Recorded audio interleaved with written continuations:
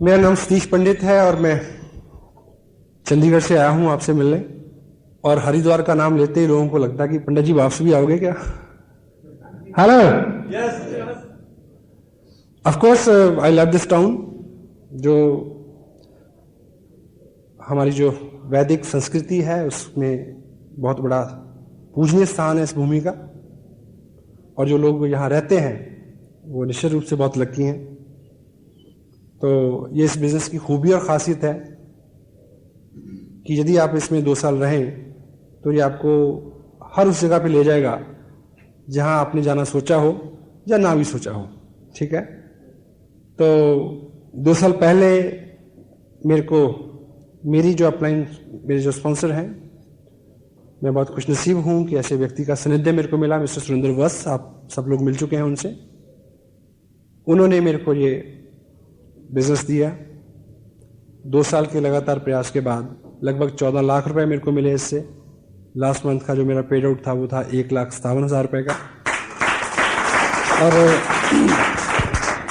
अब ये बिजनेस देहरादून से हरिद्वार और इस पूरे एरिया में फैल रहा है। जो लोग एक्टिवली पार्टिसिपेट कर रहे हैं इसमें, वो इसको आगे भी लेके जाएंगे जी। ठीक है, तो अभी अगले 45-50 मिनट में हम इस खास विषय के ऊपर बात करेंगे कि जब हमारा बिजनेस एक्सपेंड होता है, बढ़ता है, उस वक्त के एहतियात क्या है, क्या ऐसी चीजें हैं क्योंकि हमें करके समझ में आए, नुकसान उठा के समझ में आए, वो ज्यादा अच्छा फैसला नहीं है। पहले से कुछ चीजें आपके ध्यान में रहें। तो इसका विषय है बात का आउट ऑफ टाउन बिजनेस या आउट ऑफ टाउन ग्रुप। एक स्टोरी से इसकी शुरुआत होती है। अपने टाउन में रह के आपने इस बिजनेस को सीखा और किसी बाहर से किसी व्यक्ति जो पहले से सीखा हुआ था उसने आपको आके सिखाया, और अब आपने दूसरे किसी शहर में जाके सिखाना है। अगर आप चाहते हैं कि ये बिजनेस बहुत बढ़े, ठीक है, अगर आप इसको 2-4-5 हजार की इनकम के लिए कर रहे हैं तो फिर हरिद्वार में तो वैसे ही पहले से बढ़िया सुकून, शांति और संतोष है। अगर आप एम्बिशियस हैं तो आपको मूव करना होगा।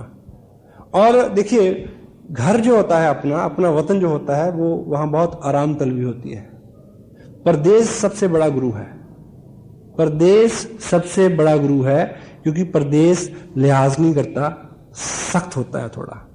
अपना देश जो होता है वो मां के आंचल की तरह होता है, जान पहचान, ठीक है, कंफर्टेबल, सभी गलियां कूचे वाकफ, ब्ला ब्ला ब्ला। और ऐसा माना जाता है कि जो अपनी देश की मिट्टी होती है, अपना शहर जो है, वो आपको रोजगार दे सकता है, आराम दे सकता है।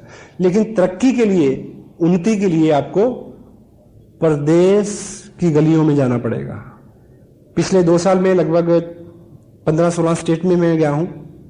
अभी जनवरी में मेरा जो टूर है वो शायद मध्य प्रदेश रायपुर से शुरू हो, रायपुर, बॉम्बे एंड पूना एंड कर्नाटक, फिर द्वारा महाराष्ट्र, नांदेड़, फिर उसके बाद आंध्र प्रदेश, और वहां से शायद वापसी है, इस तरह से। तो कलकत्ता, सब जगह जाके मैंने देखा कि हिंदुस्तान में 90% बिजनेस किन लोगों के हाथ में है जो वहां के मूल बाशिंदे नहीं हैं। जिनके हाथ में है वो लोग थे जिन्होंने बहुत टफ टाइम देखा अपनी ही मातृभूमि के ऊपर। अभाव सबसे बुरी चीज है। हेलो, अभाव सबसे बुरी चीज है और अभाव सबसे जरूरी चीज है। अगर होगा तो आदमी चलेगा, नहीं तो नहीं चलेगा। अभाव ही एक ऐसी शक्ति है जो आदमी को चलने के लिए प्रेरित करती है।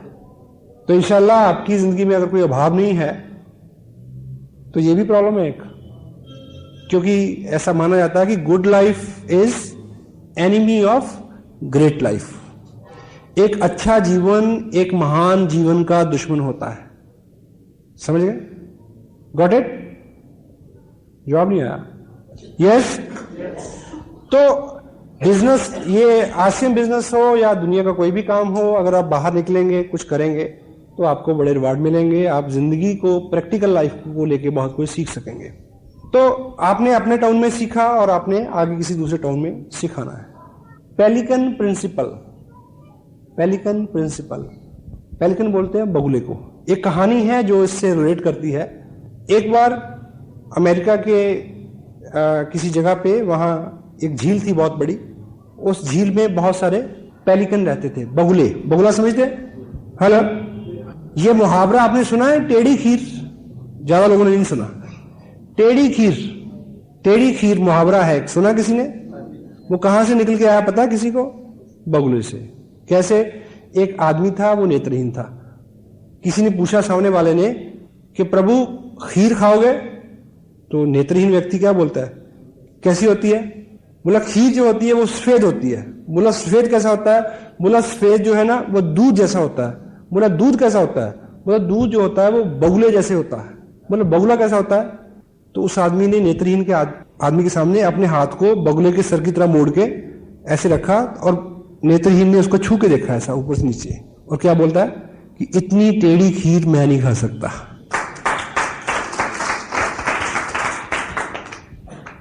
उस झील पे बहुत सारे क्या रहते थे? पेलिकन रहते थे, बगुले रहते थे, और वो वहीं से मछली पकड़ते थे, खाते थे, और उनका जीवन चल रहा था। बीच में क्या हुआ कि उस झील पे किसी कंपनी को बहुत बल्क में मछलियां पकड़ने का कॉन्ट्रैक्ट मिल गया। कई टन मछली रोज पकड़ी जा रही थी। तो जब कई टन मछली रोज वहां से उठेगी तो तट के ऊपर सैकड़ों मछलियां बिखरी रहेंगी। तो वो सारे जो बगुले थे वो तट से ही खाने लगे, अंदर जाके मछली पकड़ना उन्होंने छोड़ दिया। तो वो लंबा कई साल का काम था। वो जो पेलिकन थे उनके बच्चे हो गए, उन्होंने भी सेम किया, फिर उनके बच्चे, कई पीढ़ियां गुजर गई तट से उठा के खाना खाते खाते। इसी बीच इन्वायरमेंट सोसाइटी ने रोक लगा दी इस पे कि मछली पकड़ना बंद। जैसे मछली पकड़ना बंद हुआ तो तब तक ये सारे पेलिकन जो थे ये मछली पकड़ना भूल चुके थे। अब भूल चुके थे तो वो मरना शुरू हो गए। फिर वहां की इन्वायरमेंट सोसाइटी ने चेक किया कि भी इनको बचाना है। बचाने के लिए फिर क्या किया, किसी दूसरी झील से कुछ ट्रेन पेलिकन्स को पकड़ा और उनमें छोड़ा गया। वो जब मछली पकड़ते थे तो उनको देख के उन्होंने सीखा कि मछली कैसे पकड़ते हैं। Got it? तो you are the trained pelican, और बाहर जाके आपने किसी को सिखाना है कि हाउ टू फिश। और दूसरी तरह से हम सोचें कि जिन लोगों को तट से उठा के खाने की आदत हो गई है, यानी जिन लोगों को पिताजी का कमाया हुआ खाने की आदत हो गई है, वो जैसे ही पिताजी का खत्म होगा वो मरना शुरू हो जाएंगे। हेलो, इससे पहले कि पिताजी का कमाया खत्म हो, हम सीख लें कि कैसे पकड़ना है। ठीक है? सो आउट ऑफ टाउन जो बिजनेस है आपका, उसके लिए इस बिजनेस की ऐसी नेचर है कि ये फैल के चलता है। आप कोशिश भी करेंगे कि आपने हरिद्वार से शुरू किया है और हरिद्वार में रहे, तो आप रोक नहीं पाएंगे। Sometime it goes, sometime you lead. कभी तो ये अपने आप जाएगा और आपने उसको फॉलो करना है, कभी आप स्वयं लेके जाएंगे। क्योंकि अगर आप महत्वाकांक्षी हैं, बड़ा बिजनेस करने, देहरादून में मैं लेके आया था, आया मैं बाई चांस था, ठीक, लाइक दिस। और आउट ऑफ टाउन बिजनेस के लिए क्या बोलते हैं, it is hard to build, it is hard to build but easy to maintain. शहर से बाहर इस बिजनेस को एस्टेब्लिश करना शुरू में मुश्किल जरूर है, लेकिन बाद में इसको मेंटेन करना बहुत आसान है। क्योंकि अपने शहर में मान लीजिए आप 50-100 डिस्ट्रीब्यूटर हैं, ठीक है, तो जरा जरा सी बात के लिए वो आपको अप्रोच करेंगे। मां पास होती है तो बच्चे मम्मी मम्मी चलाते हैं, जब मां पास नहीं होती तो उनको पता होता कि भी आप खुद ही करना पड़ेगा। शुरू में मैं आया रहा 3 दिन 4 दिन, मैंने काफी काम किया, और पिछले कई महीने मैंने ऐसा भी देखा कि मैंने महीने में सिर्फ 4 घंटे का टाइम दिया, चिल्लाते रहे, मैंने कोई बात नहीं, सीख जाओगे। Anyway, so out of town business it is hard to, ये थोड़ा मुश्किल है करना, लेकिन उसको बाद में उसके रिवार्ड बहुत बड़े हैं। मेंटेन करना बहुत आसान है उसको। वाई? बाहर जाके करेंगे तो क्या फायदे रहेंगे आपको, यानी उसकी उपयोगिता क्या है? Number 1, you always feel more effective. शहर से बाहर आप करेंगे तो वहां जाके आप ज्यादा इफेक्टिव महसूस करेंगे, क्योंकि वहां हिचकी होगी, ठीक, वहां थोड़ा सा आप कंफर्टेबल फील करेंगे, अनजान लोग हैं, ठीक है, ऐसा रहता है, अपने शहर में रहता है थोड़ा सा, ठीक है। You feel more effective out of town अगर करेंगे तो। सेकेंड वन इज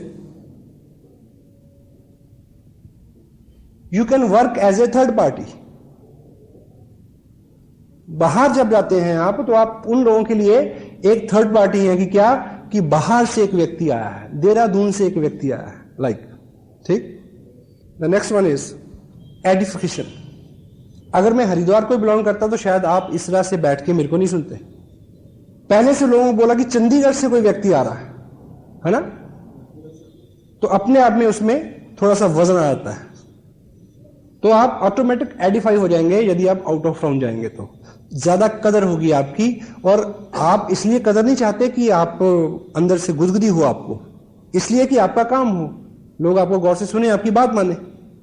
तो out of town you always automatic edified yourself. Next one is you can heap more energy. जब आप शहर से बाहर जाएंगे तो अपने शहर में 10 दिन में जितना काम करते हैं वो 2 दिन में कर सकेंगे। क्यों? क्योंकि आपको पता होगा कि मैं 700 किलोमीटर चल के आया हूं, 2 दिन छुट्टी ली, इतने पैसे खर्च किए, तो वो सारा आपका सारा काम फोकस्ड होगा। हेलो, फोकस्ड काम, बहुत सारी एनर्जी आ जाएगी और उसका आपको लाभ भी रहेगा। तो इस तरह की चीजें हैं। और बाहर जाके देहरादून में एक बीज 2 साल पहले 22 महीने पहले रोपा गया था, आज बहुत बड़ा बिजनेस है, उसको मेंटेन करना भी आसान है। और जहां मैं रह रहा हूं वहां मैं ऐसा नहीं कर पाया आज तक। हेलो, हाँ जी, अपनी जगह पे कोई आदमी सीरियसली नहीं लेता अपनी, समटाइम इट हैपेंस। मैं ऐसा नहीं कह रहा हूं कि आप अपने शहर में बिजनेस ना करें, मैं कर रहा हूं। अपने लोग जो हैं वो आपको कभी भी सीरियसली नहीं लेते। तो 2 साल में अच्छा बिजनेस हुआ, सब लोगों तक मेरा नाम पहुंचा, मेरे अपने दोस्त रिश्तेदार सब लोगों के पास। तो चंडीगढ़ में एक एलडीपी थी, तो उसमें एक पुराने मित्र हैं, वो अपनी वाइफ के साथ आए, अभी अभी उन्होंने ज्वाइन किया है, तो हमारा परिचय पुराना है काफी। तो रात का प्रोग्राम था, मैं प्रोग्राम करके घर पे आ गया, तो सुबह सुबह उनका फोन आया कि आप अगली बार चंडीगढ़ कब आ रहे हो। मैं कहा बोलो, कि आपकी भाभी आपको मिलना चाहती है। मैं क्या हुआ? कहता भी वो तो बहुत इंप्रेस है तुमसे। मैं कहा यार मेरे वाली तो 10 साल में ना हुई मेरे से। बाहर आपका क्या रुतबा है, बाहर आपका आप लोग आपको किस तरह से ट्रीट करते हैं, आपके अपने लोग, घर के लोग, क्लोज फ्रेंड उस तरह से ट्रीट नहीं करते। That's why out of town ये चीज ज्यादा इफेक्टिवली काम करती है। तो यदि आपको आउट ऑफ टाउन बिजनेस करना है या करने की जरूरत पड़े, तो उसको लेके कुछ एहतियात हैं। अगर आप इनको नोट करें और कंसल्ट करें जब भी पहला काम, यदि आपने बाहर बिजनेस करना है, टाउन से बाहर करना है, सबसे पहला काम करना है काउंसल अपलाइन। उनसे बैठ के पूछना है कि जाऊं या ना जाऊं। क्यों? क्योंकि यदि आपने बाहर जाके बिल्ड किया तो कोई ना कोई व्यक्ति पीछे चाहिए जो आपको रिप्लेस करे। आप 3, 4, 5 बार जाएंगे तो कोई व्यक्ति आपको रिप्लेस करेगा। मे बी आपकी अपलाइन अभी 6-8 महीने के लिए कहीं और एंगेज है, काउंसिल अपलाइन, वो उनका अनुभव है, वो बताएंगे क्राइटेरिया, सिटी कैसा है, कितनी आबादी है, लाइक, ठीक है, ट्रांसपोर्टेशन, नॉट मेनी थिंग्स। तो गंभीर बात है ये, बैठें डिस्कस करें। Council upline first. Next is affordability. यदि आपको आउट ऑफ टाउन बिजनेस करना है तो नेचुरली उसमें आपके खर्चे बढ़ेंगे। आप चेक करें आपका बजट, ताकि आप इस बिजनेस के बाहर से ही ना बैठ जाएं।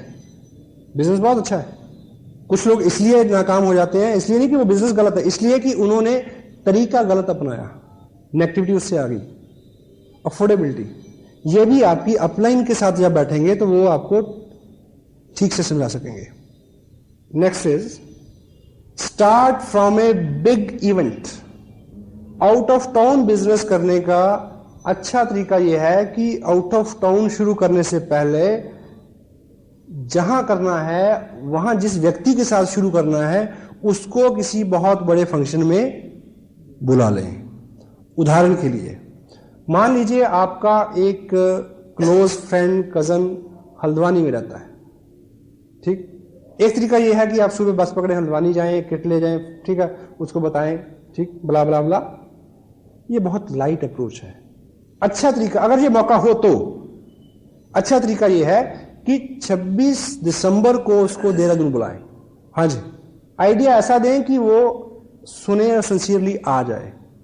मसलन उन्हें बोलिए कि एक प्रोजेक्ट पे मैं आपके साथ पार्टनरशिप में काम करना चाह रहा हूं, आपकी इन्वेस्टमेंट नहीं कराऊंगा, मुनाफा अच्छा होगा, लेकिन 26 दिसंबर को इस प्रोजेक्ट के ऊपर इस प्रोजेक्ट के विशेषज्ञ एक वर्कशॉप करने वाले हैं, उसमें वो इसके बारे में सारी बारीकियां की जानकारी देंगे। और अभी मेरे को भी ज्यादा पता नहीं है, अगर आप आए तो हम दोनों बैठ के इसको समझ सकेंगे ताकि हम इसको जल्दी स्टार्ट कर सकें, लाइक दिस। हाँ जी, क्योंकि वहां से आदमी इतने बड़े इवेंट में टोटल जानकारी लेके फायर्ड अप होकर जाएगा तो आपका जोर कम लगेगा। बेशक आपका कितना भी अनुभव क्यों ना हो, लेकिन अगर सामने वाला व्यक्ति बहुत ज्यादा एक्साइटेड नहीं है तो आपकी मेहनत बहुत बढ़ जाएगी।